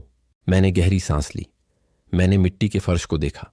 मैंने मीनाक्षी के बारे में सोचा, मणिकरण के बारे में, उन लड़कियों के बारे में जो मुझे दादाजी कहती थीं। मैंने राहुल के बारे में सोचा जो अकेले मर गए। मैंने अपने बारे में सोचा जो शोर से दूर फिर से पैदा हुआ था। यहां कोई खाली कमरे नहीं है, मैंने उससे कहा, लेकिन अगर तुम चाहो तो बैठ सकते हो। वह चुपचाप पत्थर के कदम पर बैठ गया। हम ऐसे ही काफी देर तक बिना बात किए बैठे रहे, बस पक्षियों की आवाज, हवा की, यादों की। उस दोपहर मैंने उसके लिए अंडे के साथ चावल का एक प्लेट तैयार किया। एक पिता की तरह नहीं जो एक बेटे का स्वागत करता है, बल्कि एक ऐसे आदमी की तरह जो एक हारे हुए आदमी को देखता है। उसने धीरे धीरे बिना नजर उठाए खाया। उसने कुछ और नहीं मांगा। रात होने पर उसने विदा ली। उसने कहा कि वह अपना रास्ता जारी रखेगा, कि वह बस मुझे एक बार और देखना चाहता था। मैंने उससे हाथ मिलाया। मैंने उसे गले नहीं लगाया। जब वह चला गया तो मैं अपनी कार्य बेंच पर बैठ गया। मैंने तेल का दीपक जलाया और अपने हाथों को देखा। वे बूढ़े हो गए थे, हाँ, लेकिन वे अभी भी मजबूत थे, सक्षम थे। वे कांपते नहीं थे, वे संदेह नहीं करते थे। और मैंने उस पल समझा कि नफरत से कुछ अधिक मजबूत था सही काम करने की निश्चितता। मैंने उसे कोई बुरा नहीं चाहा, लेकिन मैंने उसे आश्रय भी नहीं दिया, क्योंकि कभी कभी प्यार भी नहीं कहना जानता है। और उस रात मैं शांति से सोया, क्योंकि यह बदला लेने के बारे में नहीं था, यह सम्मान के बारे में था। और जब सम्मान वापस मिल जाता है तो उस पर समझौता नहीं किया जाता। अर्जुन की यात्रा के बाद धर्मशाला में जीवन ऐसे ही चलता रहा जैसे कुछ हुआ ही न हो। वह वापस नहीं आया और मैंने भी उसके बारे में नहीं पूछा। मैं किसी संदेश या किसी कॉल या किसी स्पष्टीकरण का इंतजार नहीं कर रहा था। उसे जो कहना था वह कह चुका था, भले ही वह देर से आया हो। और मुझे उसे जो देना था वह मैंने उसे एक गर्म खाने की थाली के रूप में, एक छायादार जगह पर एक सीट के रूप में, बिना कठोर शब्दों के एक विदाई के रूप में दिया। यह काफी था। उससे कहीं अधिक जो उसने मुझे दिया था जब मुझे छत, एक आवाज, एक हाथ की जरूरत थी। दिन अपनी शांत गति पर लौट आए। मेहमान आते जाते रहे। कुछ ने मुझसे आरी का उपयोग करना सिखाने को कहा। दूसरे बस मुझे काम करते देखते रहे, जैसे कि लकड़ी पर मेरे हाथों को देखना उन्हें कोई कहानी सुनाता हो। मीनाक्षी अभी भी सुबह मुझे अटोले देती थी, और मणिकरण हर बार जब उसके पास कुछ बनाने का कोई नया विचार होता था तो मुझसे सलाह लेता था। मुझे न तो मेहमान जैसा महसूस हुआ और न ही कर्मचारी जैसा। मुझे उस जगह की आत्मा का हिस्सा महसूस हुआ, और यह मेरी उम्र में किसी भी पदवी से अधिक मूल्यवान था। लेकिन उस यात्रा के बाद कुछ ऐसा था जो पहले जैसा नहीं रहा। यह उदासी नहीं थी, यह बल्कि एक स्पष्टता थी जो पहले नहीं थी, एक गहरी निश्चितता कि मैं पुल के दूसरी तरफ पहुंच गया था। अब मुझे कोई उम्मीद नहीं थी। अब मैं चीजों के बदलने या किसी के आकर यह कहने का इंतजार नहीं कर रहा था कि उसे अफसोस है। और इस इंतजार की अनुपस्थिति ने विरोधाभासी रूप से मुझे अधिक हल्का महसूस कराया। यह सालों तक कंधे पर बैग लेकर चलने के बाद उसे छोड़ने जैसा था। एक सुबह जब मैं कीलें और वार्निश खरीदने गांव जा रहा था तो मेरी मुलाकात सावित्री चाची से हुई, एक महिला जिसे मैं दशकों से जानता था। वह मेरी दिवंगत पत्नी की सहेली थी। उसने मुझे आश्चर्यचकित और खुश होकर देखा और मुझसे कहा, ओह, अरे, ये आप हैं। उन्होंने कहा कि मैं बदला हुआ लग रहा था। ज्यादा बूढ़ा, मैंने हंसते हुए कहा। नहीं, ज्यादा जीवंत। तुम्हारी आंखों में चमक दिखती है केशव। मैंने उसे बहुत ज्यादा विस्तार में बताए बिना बताया कि मैं एक धर्मशाला में बढ़ईगिरी में मदद करते हुए रह रहा था। शांत था, मुझे किसी चीज की कमी नहीं थी। उसने सिर हिलाया और प्यार से मेरी बांह पकड़ ली। मुझे बहुत खुशी है, सच में, क्योंकि तुमने हमेशा दूसरों के लिए बहुत कुछ दिया। यह समय था कि तुम खुद को भी कुछ दो। ये शब्द वापसी के पूरे रास्ते मेरे साथ रहे। मैंने सोचा कि जब किसी ने पूरी जिंदगी देते हुए बिताई हो तो वह कितना कम स्वीकार करता है। हमें सिखाया जाता है कि मजबूत होना मतलब सहना, झुकना, बलिदान देना है, लेकिन कोई हमें यह नहीं बताता कि बस बहुत हुआ कहने में, अपने दिल का ख्याल रखने में, प्यार की भीख मांगना बंद करने में भी ताकत होती है। देर शाम जब मैं एक कुर्सी पर वार्निश कर रहा था, मुझे छाती में एक कसक महसूस हुई। यह दर्द नहीं था, यह एक अजीब भावना थी, कृतज्ञता जैसी, लेकिन ज्यादा गहरी। मैं एक पल के लिए सांस लेता हुआ स्थिर रहा। मैंने आसमान को देखा, दूर पहाड़ों को, खेत की गहरी हरियाली को, और धीमी आवाज में कहा, मुझे न छोड़ने के लिए, ऐसे दिन देते रहने के लिए धन्यवाद। कुछ दिनों बाद एक बुजुर्ग जोड़ा, श्रीमान रघुवीर और उनकी पत्नी शांति, धर्मशाला में आए। वह छड़ी के सहारे चल रहे थे और उनके सिर पर एक बड़ी टोपी थी जो उन्हें धूप से बचा रही थी। जब से वे आए, मैंने उनमें कुछ अलग महसूस किया। वे ज्यादा बात नहीं करते थे, लेकिन हर समय एक दूसरे का हाथ पकड़े रहते थे। वे उस साझी समझ के साथ देखते थे जो केवल उन लोगों में होती है जिन्होंने लंबी तूफानों से एक साथ बचकर निकले हों। मुझे वे पहली नजर में ही अच्छे लगे। श्रीमान रघुवीर एक शाम मेरी काम करने वाली मेज के पास आए। उन्होंने चुपचाप देखा कि मैं कैसे एक मंदिर की बेंच के टुकड़े जोड़ रहा था और फिर कहा, जानते हो, मैं भी जवानी में लकड़ी का काम करता था, लेकिन मुझ में कभी तुम्हारी जैसी निपुणता या धैर्य नहीं था। मैंने उन्हें बैठने के लिए कहा, उन्हें एक कपड़े का टुकड़ा दिया ताकि वे मेरे साथ रेती से रगड़ सकें, और हम 1 घंटे तक ऐसे बैठे रहे जैसे दो पुराने दोस्त बिना ज्यादा बात किए एक दूसरे को समझते हों। उन्होंने बताया कि वे अपने आखिरी साल बिताने के लिए जगह ढूंढते हुए कई गांवों में घूम चुके थे, कि उनके बच्चे नहीं थे, कि उनके भाई बहन मर चुके थे, कि दोस्त सालों से दूर होते जा रहे थे।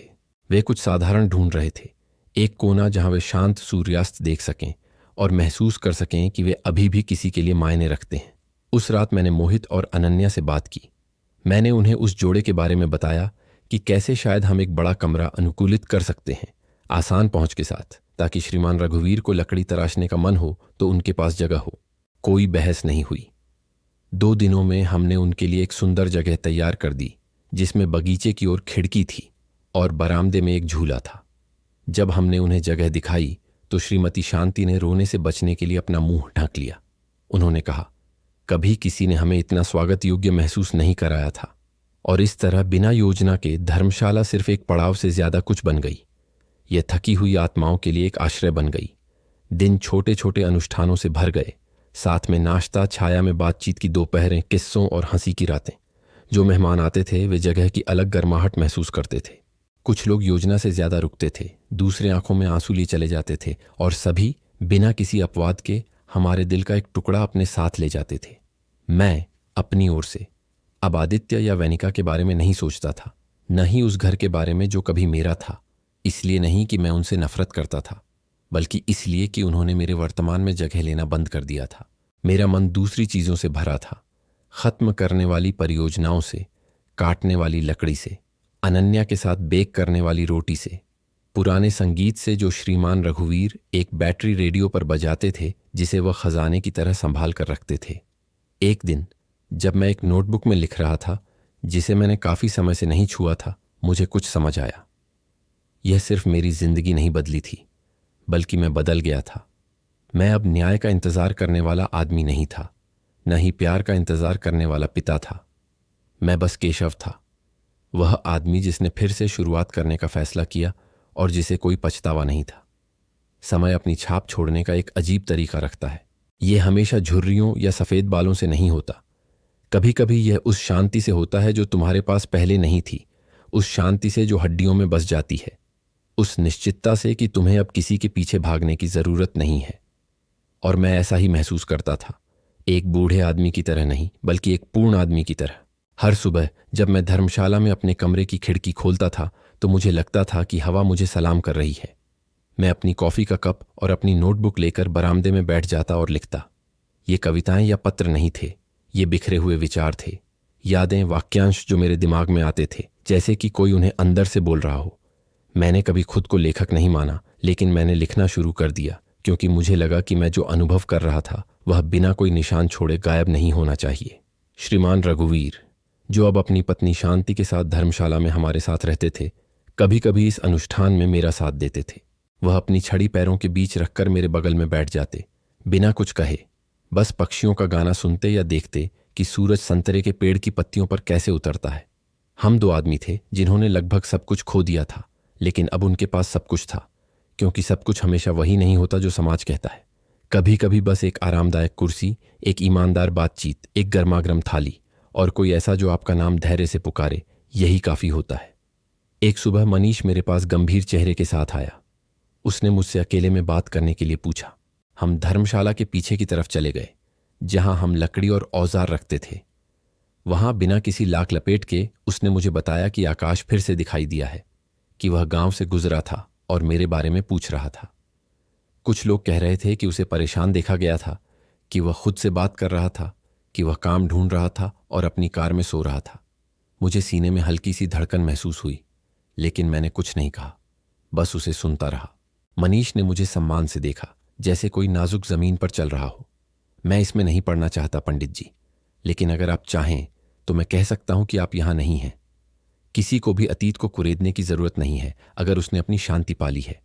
मैंने उसकी वफादारी और उसकी चिंता दोनों के लिए उसका धन्यवाद किया, लेकिन मैंने उससे कहा कि वह कुछ भी न छिपाए, कि अगर आकाश दोबारा पूछे तो सच बताए, कि मैं ठीक हूं, कि मैं यहीं रहता हूं, कि मुझे किसी चीज की जरूरत नहीं है और मैं किसी का इंतजार नहीं कर रहा हूं। उसी शाम मैं रघुवीर के साथ बैठा और उसे बताया कि मनीष ने मुझसे क्या कहा था। उसने मुझे अपनी उस खामोश बुद्धिमत्ता वाले अंदाज से सुना। फिर उसने मुझे कुछ ऐसा कहा जिसने मुझे पूरे दिन सोचने पर मजबूर कर दिया। कभी कभी बेटों को ऊपर देखने के लिए बिल्कुल जमीन पर गिरना पड़ता है, लेकिन इसका मतलब यह नहीं है कि हमें हर बार गिरने पर उन्हें सहारा देने वाला जाल बनना पड़े, क्योंकि अगर वे खुद नहीं उठेंगे तो वे कभी चलना नहीं सीखेंगे। वह सही था। कई सालों तक मैं वह जाल बना रहा। मैंने अपमान, अनादर, खामोशी, चीखें, सब कुछ प्यार के नाम पर सहा। सब कुछ क्योंकि मुझे लगता था कि यह पिता के रूप में मेरा कर्तव्य है।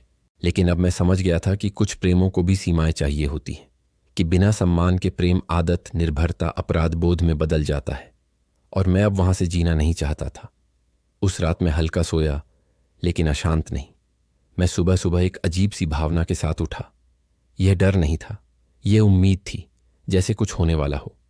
मैं कार्यशाला में गया, एक लकड़ी की अलमारी पर काम करने लगा जो एक महिला ने अपनी रसोई के लिए मुझसे बनवाई थी। जब मैंने उसे पॉलिश करना खत्म कर लिया तो मैं एक पल के लिए उसे देखने के लिए बैठ गया। वह साधारण थी लेकिन मजबूत। उसमें व्यक्तित्व था और किसी तरह मुझे लगा कि वह मुझ जैसी ही थी। बहुत आकर्षक नहीं, लेकिन उपयोगी, सहारा देने के लिए बनी। अगले दिन दोपहर के करीब मैंने उसे देखा। वह चलकर आया था, कार में नहीं। वह ज्यादा पतला, ज्यादा झुका हुआ था, बढ़ी हुई दाढ़ी और घिसे हुए जूते पहने हुए था। उसकी आंखें लाल थीं, जैसे उसने हफ्तों से ठीक से नींद न ली हो। वह धर्मशाला के प्रवेश द्वार पर रुका और चारों ओर देखने लगा, जैसे उसे पता न हो कि आगे बढ़ना है या वापस लौटना है। मैंने उसे बरामदे से बिना हिले देखा। आकाश ने मुझे देखा और उसका चेहरा राहत और शर्मिंदगी के मिश्रण से भर गया। वह धीरे धीरे कदमों से पास आया, अपनी टोपी उतारी, मुझसे नमस्ते पिताजी कहकर मुश्किल से सुना जा सकने वाला अभिवादन किया। मैं आपसे कुछ मांगने नहीं आया हूं, उसने तुरंत कहा। मुझे बस आपको देखना था, यह जानना था कि आप अभी भी जीवित हैं। आपकी आवाज सुननी थी, भले ही आप मुझसे बात न करें। मैंने सिर हिलाया, इसीलिए नहीं कि मैं भावुक हो गया था, बल्कि इसलिए कि मैं समझ गया था कि उसके शब्दों में दर्द था, और हालांकि उस दर्द को ढोना अब मेरी जिम्मेदारी नहीं थी, फिर भी उसे हिंसा से ठुकराना मेरी शैली भी नहीं थी। मैं जीवित हूं और शांति से हूं, आपको बस इतना ही जानने की जरूरत है, मैंने उससे कहा। वह वहीं खड़ा अपने पैरों को देखता रहा। फिर उसने मेरी ओर देखा। क्या मैं थोड़ी देर बैठ सकता हूं? यहां किसी को कुर्सी देने से मना नहीं किया जाता, मैंने जवाब दिया। वह बैठ गया, मेरे सामने नहीं, बल्कि एक तरफ दूसरी बेंच पर, जैसे वह जानता हो कि अब एक दूरी थी जिसे पार नहीं किया जा सकता था। हम वहां कुछ मिनट तक रहे। उसने बात करना शुरू किया। उसने मुझे बताया कि कैसे वनिता किसी और के साथ चली गई, कैसे उसने अपना घर खो दिया क्योंकि उसने कभी कर्ज चुकाना पूरा नहीं किया, कैसे उसके बच्चों ने उसे ढूंढना बंद कर दिया। उसने कहा कि शुरुआत में उसने हर चीज के लिए मुझे दोषी ठहराया, कि उसे परित्यक्त महसूस हुआ, लेकिन समय के साथ वह समझ गया कि उसने मुझे बहुत पहले ही छोड़ दिया था, कि मैंने उसे नहीं छोड़ा था, कि मैं तभी चला गया था जब मेरे लिए कोई जगह नहीं बची थी। मैंने उसे सुना, मैंने उसे नहीं टोका, मैंने सिर नहीं हिलाया और न ही मैंने उसे कोई उलाहना दिया। मैंने बस उसे बोलने दिया, क्योंकि मैं जानता था कि वह माफी मांगने नहीं आया था, वह खुद को हल्का करने आया था। वह कहने आया था जो उसने पहले कहने की हिम्मत नहीं की थी। जब वह ख़त्म कर चुका तो मैं उठा, उसे एक गिलास पानी दिया। उसने उसे दोनों हाथों से पकड़ा जैसे कोई पवित्र चीज़ पकड़ रहा हो। उसने खामोशी से पिया। धन्यवाद, उसने कहा। ध्यान रखना। यह एकमात्र चीज़ थी जो मैंने उसे जवाब में कही। वह उठा, उसने मेरी आंखों में देखा और मैंने उसमें कुछ ऐसा देखा जो मैंने बहुत समय से नहीं देखा था। नम्रता, दया नहीं, याचना नहीं, बल्कि सच्ची नम्रता। उसने सिर हिलाया, अपनी टोपी लगाई और उसी रास्ते से चला गया जिससे वह आया था। मैंने उसे नहीं बुलाया, मैंने उससे वापस आने के लिए नहीं कहा, मैंने उसे गले नहीं लगाया, क्योंकि मैं समझ गया था कि कुछ विदाओं को शब्दों की ज़रूरत नहीं होती, कि कुछ रिश्ते टूटते नहीं हैं लेकिन फिर से जुड़ते भी नहीं हैं। वे बस अपना स्वरूप बदल लेते हैं, यादें बन जाते हैं और कुछ यादें दुख देती हैं लेकिन सिखाती भी हैं। उस रात मैं ईशा और मनीष के साथ बरामदे में बैठा। हमने मीठी रोटी और चाय साझा की। मैंने पूछने पर कि मैं ठीक हूं, मैंने हाँ कहा, क्योंकि मैं सच में ठीक था। मैंने अपने बेटे को देखा था, वह सब सुना था जो मुझे सुनने की ज़रूरत थी, और अब न कोई द्वेष था न कोई राहत। मुझे शांति महसूस हुई, एक ऐसी शांति जो उससे नहीं बल्कि मुझसे आई थी। और जीवन के इस मोड़ पर यह किसी भी देर से मिली माफ़ी से ज़्यादा मूल्यवान था। आदित्य से उस मुलाकात के बाद मेरे अंदर कुछ ठीक हो गया। मैं इसे ठीक से नहीं समझा सकता, क्योंकि यह न खुशी थी, न उदासी, न गुस्सा। यह एक तरह की आंतरिक स्थिरता थी, जैसे कोई भारी फर्नीचर आखिरकार एक पुराने कमरे में अपनी सही जगह पा लेता है। मुझे और स्पष्टीकरण की आवश्यकता नहीं थी। मुझे अब उससे कुछ भी उम्मीद नहीं थी, और साथ ही मैं भी उसका कोई एहसानमंद नहीं था। जो मेरा बकाया था वह मैंने बरसों के प्रयास से, गले में निगली खामोशियों से, बंद दरवाजों से और उस मौन यात्रा से अपने नए सफर तक वसूल कर लिया था। वह मुझे कुछ भी नहीं देता था, क्योंकि पिता और पुत्र के बीच जो कुछ भी टूटता है वह अब कर्ज नहीं रहता, वह इतिहास बन जाता है। और इतिहास चाहे कितना भी दर्दनाक क्यों ना हो, सुधारा नहीं जाता, स्वीकार किया जाता है। सराय में दिन अपनी गति से चलते रहे। मौसम बदलने लगे थे। गर्मी कम हो गई थी, हवा में अलग सी महक थी, पेड़ सूखे पत्ते गिरा रहे थे और पंछी अलग तरह से गा रहे थे। माहौल में कुछ ऐसा था जो नवीनीकरण का संकेत दे रहा था, भले ही चेहरे वहीं थे। श्यामा अपनी घर की बनी रोटी की दिनचर्या में लगी थी। मयंक सराय के उत्तरी हिस्से को बढ़ाने के लिए नई योजनाओं में व्यस्त था, और मेहमान आते जाते रहते थे। हमेशा एक कहानी, एक वाक्य, गलियारे के बोर्ड पर एक तस्वीर छोड़कर जाते थे।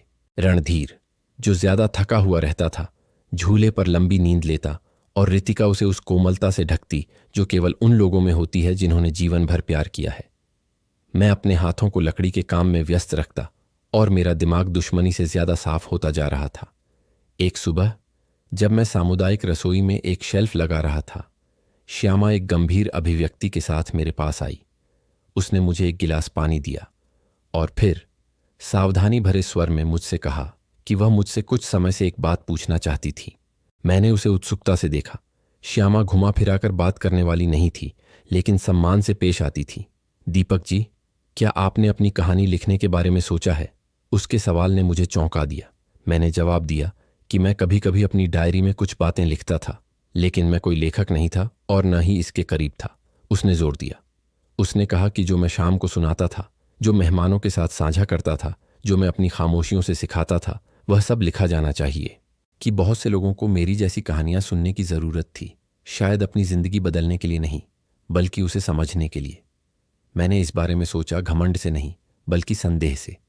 क्या यह सब फिर से शब्दों में पिरोकर कागज़ पर उतारना सार्थक था? क्या उन बंद दरवाज़ों को फिर से खोलना ज़रूरी था, सिर्फ इसलिए कि दूसरे अंदर झांक सकें?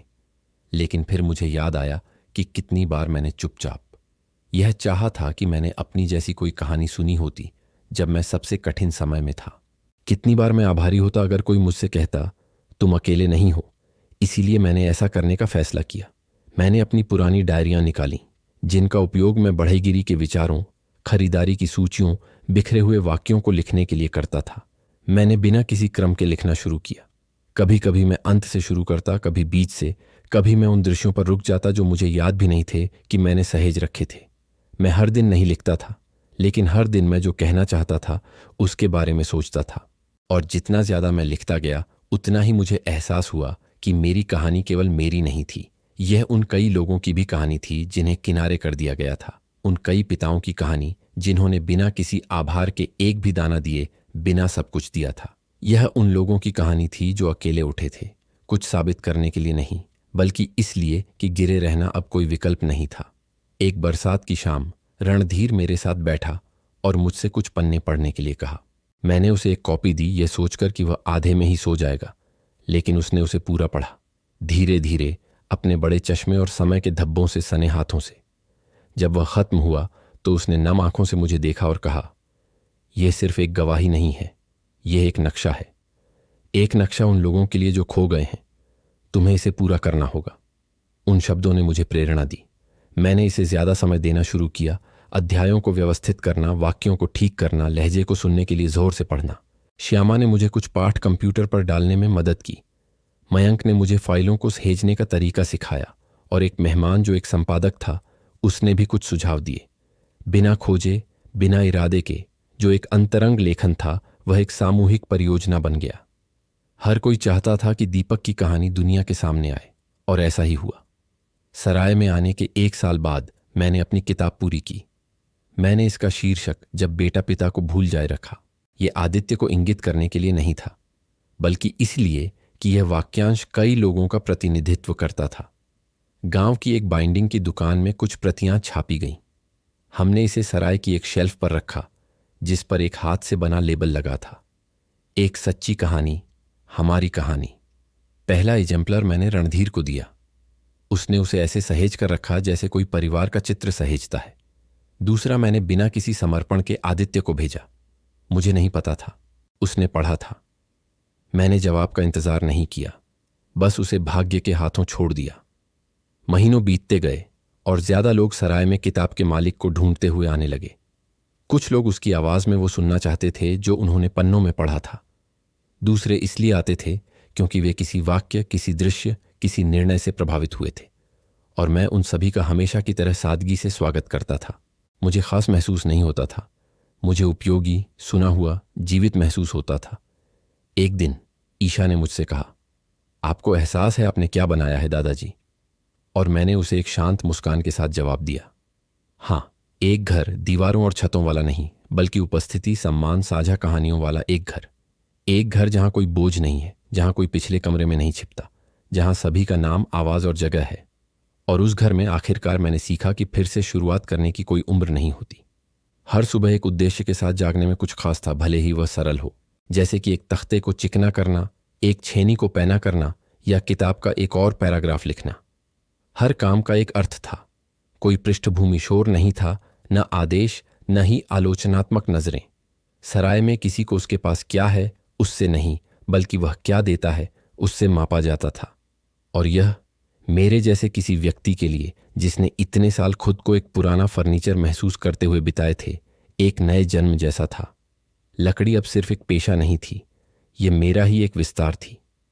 मेरे हाथ हालांकि झुर्रियों वाले थे, फिर भी उनमें ताकत और सटीकता थी, और हर चीज जो मैं बनाता था वह वास्तव में एक बार फिर से खुद को खड़ा करने का एक तरीका था। समय के साथ सराय में ज्यादा बुजुर्ग लोग आने लगे। कुछ अकेले आते थे, कुछ दुखद यादों से भरे सूटकेस के साथ। ज्यादातर चुपचाप आते थे, सालों की उपेक्षा को खींचते हुए। उनकी आंखें ऐसी मुलाकातों का इंतजार करते करते थक गई थीं जो कभी नहीं आईं। ईशा और राहुल ने उनका प्यार से स्वागत किया। मैं उन्हें देखता था। शुरुआत में मैं ज्यादा नहीं बोलता था, क्योंकि मैं जानता था कि किसी नई जगह पर आना कैसा लगता है, यह जाने बिना कि आपका स्वागत होगा या नहीं। लेकिन समय के साथ हम करीब आते गए। मैं उन्हें कार्यशाला में मेरे साथ बैठने, लकड़ी काटने, किसी भी चीज के बारे में बात करने की पेशकश करता था, और वहीं लकड़ी के बुरादे और वार्निश की गंध के बीच वे अपनी कहानियां सुनाने लगते थे। कभी कभी सिर्फ इतना कहना काफी था, मेरा भी एक बेटा है जो सालों से मुझे फोन नहीं करता, ताकि दूसरों को कम अकेला महसूस हो। ऐसे बिना किसी योजना के सराय बदलने लगी। यह अब सिर्फ एक आराम करने की जगह नहीं थी, यह मरम्मत, पुनर्निर्माण का एक स्थान था। कई शामें ऐसी थीं जब हम 5, 6, 10 तक बुजुर्ग छत पर बैठकर मीठी रोटी, चाय और उन खामोशियों को साझा करते थे जो 1000 शब्दों से ज्यादा कहती थीं। मुझे नेता या चिकित्सक या ऐसा कुछ भी महसूस नहीं होता था। मुझे उन सभी का भाई महसूस होता था, क्योंकि हम कुछ ऐसा साझा करते थे जो तस्वीरों में नहीं दिखता। हाशिए पर धकेल दिए जाने का खामोश दर्द, और साथ ही खड़े रहने का सम्मान भी। एक शाम जब मैं जमीन के पीछे राहुल द्वारा बनाई जा रही चैपल के लिए एक लकड़ी का क्रॉस तराश रहा था, मुझे एक पत्र मिला। इसमें भेजने वाले का नाम नहीं था, लेकिन मैंने तुरंत लिखावट पहचान ली। ये आदित्य की थी। मैंने उसे शांति से खोला। उसमें कुछ ही लाइनें थीं। पिताजी, मैंने आपकी किताब पढ़ी। मुझे दर्द हुआ, मुझे शर्म आई, लेकिन इसने मेरी आंखें भी खोल दी। मैं आपसे कुछ मांगने नहीं आया हूं। मैं बस यह चाहता था कि आपको पता चले कि मैं सब समझ गया, कि मुझे आपकी कमी महसूस हुई और मुझे अफसोस है कि मैंने यह पहले नहीं कहा। आदित्य, मैं रोया नहीं, न ही मैं कांपा। मैंने बस पत्र बंद किया और उसे कार्यशाला के दराज में रख दिया। मैंने उसे वहीं छोड़ दिया, जैसे कीलों रेत के कागजों, इतिहास के एक हिस्से के रूप में, क्योंकि वह पत्र अब कुछ भी बदलने के लिए नहीं था। यह उस आवाज की एक देर से आई हुई गूंज थी जिसने उस समय बोलने से इनकार कर दिया था। और हालांकि इसमें कोई माफी या मरम्मत नहीं थी, कम से कम इसमें कुछ गहरा था, स्वीकृति। उस रात मैं शांत मन से सोया, इसलिए नहीं कि आदित्य ने मुझे लिखा था, बल्कि इसलिए क्योंकि उसके पत्र ने मुझे विचलित नहीं किया। मुझे उसकी स्वीकृति या उसके पछतावे की जरूरत नहीं थी। मेरी जिंदगी इसके बिना भी भरी हुई थी और यही मेरी सच्ची जीत थी। उसे कष्ट न देना, उससे कुछ न मांगना, बल्कि उसकी मुक्ति की आवश्यकता के बिना खुद को फिर से बनाना। कुछ दिनों बाद राहुल ने मुझे कुछ दिखाने के लिए बुलाया। उसे एक स्वतंत्र प्रकाशन गृह से एक प्रस्ताव मिला था। सराय के एक मेहमान ने, जिसने मेरी कहानी पढ़ी थी, किताब को शहर ले गया था। उन्होंने उसे एक छोटे प्रकाशन गृह को दिखाया और वे इसमें रुचि रखने लगे। वे इसे आधिकारिक तौर पर एक बड़ी संख्या में प्रकाशित करना चाहते थे। वे इसे अन्य ग्रामीण सराय में सामुदायिक पुस्तकालयों में वितरित करना चाहते थे, नाम या पैसे के लिए नहीं, बल्कि इसलिए कि उन्हें लगा कि किताब कई लोगों को छू सकती है। उन्होंने पूछा कि क्या मैं तैयार हूं। मैंने हिचकिचाया नहीं, मैंने हाँ कहा। अहंकार के लिए नहीं, बल्कि कृतज्ञता के लिए, क्योंकि अगर मेरी कहानी दूसरों तक पहुंच सकती है जो अभी भी नहीं जानते कि फिर से शुरुआत कैसे करें, तो ये इसके लायक था। हमने एक साधारण समझौता किया। उन्होंने मुझे नई कवर वाली पहली छपी प्रतियां भेजी। मोटे कागज और सुनहरे अक्षरों में मेरा पूरा नाम, इंद्रजीत राणा। मैंने कभी नहीं सोचा था कि मैं खुद को वहां देखूंगा, किसी त्रासदी के नायक के रूप में नहीं, बल्कि एक सच्चाई के गवाह के रूप में। हर प्रति के आने पर ईशा एक साधारण समारोह करती थी। हम उसे डाइनिंग टेबल की शेल्फ पर रखते थे, नए मेहमानों के साथ उस पर टिप्पणी करते थे, और कुछ मुझसे पूछते थे कि मैं उस पर हस्ताक्षर करूं। मुझे हंसी आ जाती थी। मैं कभी जान नहीं पाया कि किसी किताब पर हस्ताक्षर कैसे करते हैं, तो मैं बस सम्मान और उम्मीद के साथ एलिसियो लिख देता था। एक ऐसी दोपहर में जब सूरज बादलों के बीच से सुनहरी रोशनी के साथ छन कर आता है, जो आत्मा को छूने वाली लगती है, डॉन रोजेलियो मेरे बगल में बैठ गए। उनके हाथ में एक फोटो एल्बम था। उन्होंने बिना कुछ कहे मुझे वो थमा दिया। मैंने उसे खोला। उसमें उनकी युवावस्था की तस्वीरें थीं, उनकी शादी की, यात्राओं की, और अंत में एक खाली पन्ना था। उन्होंने मुझसे कहा, यहां मैं चाहता हूं कि तुम अपनी एक तस्वीर लगाओ एलिसियो, क्योंकि अब तुम मेरी कहानी का हिस्सा बन चुके हो। मैं निशब्द रह गया, क्योंकि यह सच था। हम अनजाने में ही परिवार बन गए थे। खून के रिश्ते से नहीं, बल्कि देखभाल से, मजबूरी से नहीं, बल्कि चुनाव से। कुछ ही समय बाद एक क्षेत्रीय पत्रिका से एक रिपोर्टर आई। उसने धर्मशाला के बुजुर्ग के बारे में सुना था और एक लेख लिखना चाहती थी। उसका नाम क्लारा था। उसने मुझसे सम्मानपूर्वक इंटरव्यू लिया, बिना किसी सनसनीखेज बात के। उसने मुझसे मेरी कहानी के बारे में पूछा, मेरी किताब के बारे में, वहां आने से पहले और बाद के मेरे जीवन के बारे में। मैंने उससे खुलकर बात की। मैंने कहा कि मैं किसी भी चीज का उदाहरण नहीं था, कि मैंने बस कईयों की तरह गुजारा किया था, कि एकमात्र अलग बात यह थी कि मैंने वह बताने की हिम्मत की जो दूसरे चुप रहते हैं। लेख लकड़ी और खामोशी से अपना जीवन फिर से बनाने वाला आदमी शीर्षक के साथ प्रकाशित हुआ। यह सोशल मीडिया पर बहुत साझा हुआ, और हालांकि मैं इन सब चीजों को नहीं समझता, मटियस ने मुझे लोगों के संदेश दिखाए। मुझे यह मेरे पिताजी की याद दिलाता है। काश मेरे दादाजी ने भी ऐसा कुछ लिखा होता। मुझे अपने पिता को फिर से देखने की हिम्मत मिली। मैंने हर एक संदेश को विनम्रता से पढ़ा, क्योंकि मैं समझा कि अब यह सिर्फ एक व्यक्तिगत कहानी नहीं थी। ये उन कई लोगों को उधार दी गई आवाज थी जो अपने दिल की बात कहना नहीं जानते थे। उस रात मैं बरामदे में बैठा। मैंने केवल पूर्णिमा देखी, मैंने झींगुरों की आवाज सुनी, मैंने अपनी त्वचा पर ठंडी हवा महसूस की, और उन सभी बदलावों के बारे में सोचा जो हुए थे, कि मैं कैसे पीछे के कमरे में छिपा हुआ एक बूढ़ा आदमी दूसरों के लिए एक मार्गदर्शक बुजुर्ग बन गया था। मैंने यह सब नहीं मांगा था, मैं बस गरिमा के साथ जीना चाहता था। लेकिन कभी कभी जब कोई दृढ़ रहता है तो जीवन आपको वह सब लौटा देता है जो आपने खोया था। वैसा ही नहीं, उन्हीं लोगों के साथ नहीं, बल्कि प्यार के नए रूपों के साथ। और वहीं उस पल में मैंने समझा कि कभी कभी आपके साथ सबसे अच्छी चीज़ ये हो सकती है कि आपको फिर से शुरुआत करने पर मजबूर किया जाए। मैंने कभी कल्पना नहीं की थी कि हथौड़ों और कीलों के बीच, पुरानी लकड़ी और साझा खामोशियों के बीच मैं इतने सारे लोगों से घिरा रहूंगा जो मेरे खून के रिश्ते से नहीं थे, लेकिन मेरी कहानी के हिस्से थे। समय बीतने के साथ धर्मशाला सिर्फ सोने की जगह नहीं रही और उन लोगों के लिए एक वास्तविक आश्रय बन गई जो कहीं और फिट नहीं बैठते थे। कभी कभी खाली आंखों वाले पुरुष आते थे, झुके कंधों वाली महिलाएं, बूढ़े लोग सूटकेस और एक आह खींचते हुए आते थे, और उनमें से हर एक, चाहे वे कहीं से भी आए हों, वहां एक कोना पाता था जहां वे फिर से इंसान महसूस कर सकें। किसी को उनकी उम्र या उनकी बीमारी से नहीं बुलाया जाता था, बल्कि उनके नाम से बुलाया जाता था। किसी को अपना दर्द बताने के लिए अनुमति नहीं मांगनी पड़ती थी, और अगर वे बात नहीं करना चाहते थे तो बस पास बैठना, ताजे बने पांव की गंध महसूस करना या लकड़ी पर छेनी की आवाज सुनना ही काफी था। बिना कहे हम जानते थे कि हम सभी कुछ न कुछ ठीक कर रहे थे। मेरी किताब अन्य गांवों तक पहुंच चुकी थी। मुझे बताया गया कि कुछ सामुदायिक केंद्रों में इसे शाम को जोर जोर से पढ़ा जाता था, जैसे कोई एक पत्र खोल रहा हो जिसे वह लिखना नहीं जानता था। जिस छोटी सी प्रकाशन कंपनी ने मेरा समर्थन किया था, उसने मुझे कुछ नए विचारों के साथ एक दूसरा संस्करण प्रकाशित करने की पेशकश की। मैंने हाँ कहा, लेकिन एक शर्त पर कि इसे वृद्धाश्रमों और अस्पतालों में मुफ्त में वितरित किया जाए। मुझे तालियों या पुरस्कारों में कोई दिलचस्पी नहीं थी। मुझे दिलचस्पी थी कि एक कोने में बैठा एक बूढ़ा आदमी, जैसा मैं कभी था, मेरी कहानी पढ़ सके और सोचे, मैं अकेला नहीं हूं। एमिलिया और मटियस ने मेरे आने के 2 साल पूरे होने का जश्न मनाने के लिए एक छोटी सी सरप्राइज पार्टी का आयोजन किया। यह बगीचे में एक दोपहर का भोजन था, जिसमें धर्मशाला में रहने वाले सभी लोग और कुछ पड़ोसी शामिल थे जो अब हमारे समूह का हिस्सा बन गए थे। वहां तिकड़ी संगीत था, गुलगुले, खीर और खूब हंसी मजाक। माटियस ने मुझे कुछ ऐसे शब्द समर्पित किए जिसने मुझे निशब्द कर दिया।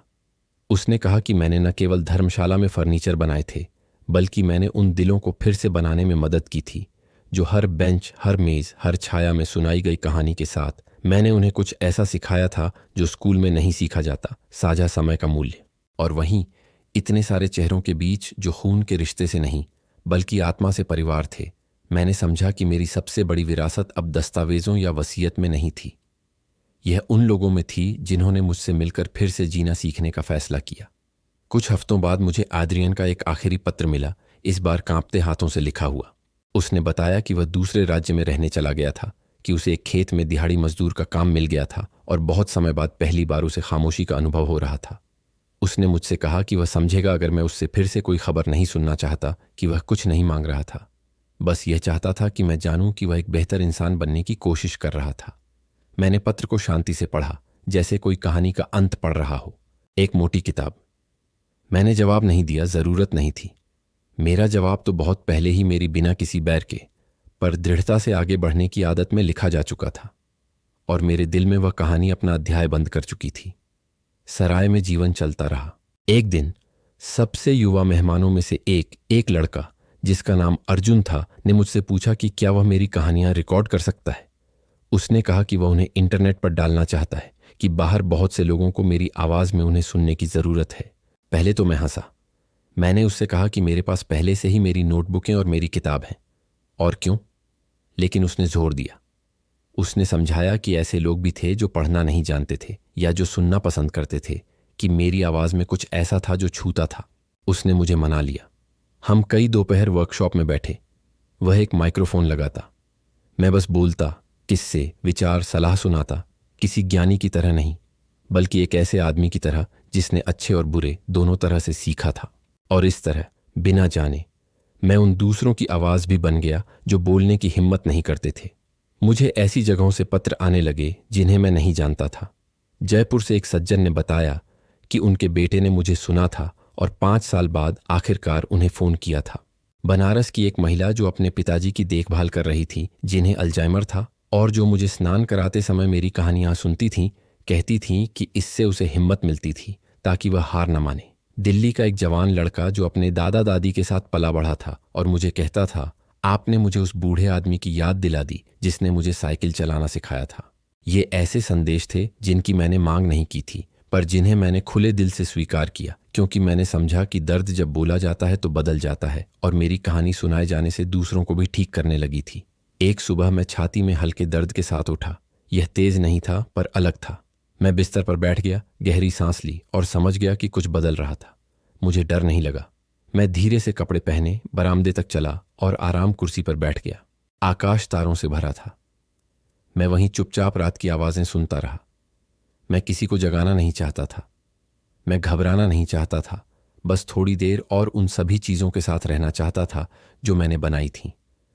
मैंने आंखें बंद की और शांति महसूस की, एक गहरी शांति, जैसी किसी ऐसे व्यक्ति की जिसने हर टुकड़े को अपनी जगह पर रख दिया हो। अगली सुबह गीता ने मुझे आराम कुर्सी पर सोता हुआ पाया। गोद में एक खुली नोटबुक थी। मैंने साफ अक्षरों में कुछ लाइनें लिखी थीं। अगर आप इसे पढ़ रहे हैं तो इसका मतलब है कि मैंने नदी पार कर ली है। रोना मत, बस चलते रहो, क्योंकि जीवन तब खत्म नहीं होता जब हम जाते हैं, यह तब खत्म होता है जब हम प्यार करना छोड़ देते हैं। मुझे वैसे ही विदा किया गया जैसा मैं चाहता था, पुराने गीतों के साथ, ताज़ी रोटी के साथ, सरल शब्दों के साथ। कोई शानदार ताबूत या खोखले भाषण नहीं थे। मुझे उस अमरूद के पेड़ के नीचे दफनाया गया जिसकी मैंने इतनी देखभाल की थी, और वहीं एक लकड़ी की बेंच लगाई गई जिस पर एक पट्टी लगी थी जिस पर लिखा था, यहाँ वे हाथ विश्राम करते हैं जिन्होंने फिर से शुरू करना सिखाया। समय के साथ वह बेंच कई लोगों के लिए विश्राम स्थान बन गई। कुछ पढ़ने जाते थे, कुछ सोचने, कुछ बस चुपचाप बैठने। किसी ने मुझे नहीं भूला, इसलिए नहीं कि मैं खास था, बल्कि इसलिए कि मैंने खुद को इंसान होने दिया। क्योंकि मैं तब बोला जब मुझे बोलना था, और चुप रहा जब चुप्पी ज्यादा समझदारी थी। क्योंकि मैंने हार नहीं मानी, भले ही सब कुछ यह बताता था कि मेरे लिए अब कोई जगह नहीं थी। और क्योंकि मैंने अंत में समझा कि न्याय हमेशा सज्जा के रूप में नहीं आता, कभी कभी यह शांति के रूप में आता है। और यही कारण है कि मैंने जो कुछ भी अनुभव किया, उसके बाद भी अगर मुझे वापस जाने का मौका दिया जाता तो मैं वही रास्ता चुनता जो मैंने लिया था। क्योंकि सच्ची जीत उस व्यक्ति द्वारा माफ किए जाने में नहीं है जिसने आपको चोट पहुंचाई, बल्कि खुद को माफ करने में है कि आपने उन्हें नुकसान पहुंचाने दिया और फिर भी प्यार करने का साहस रखा। नहीं,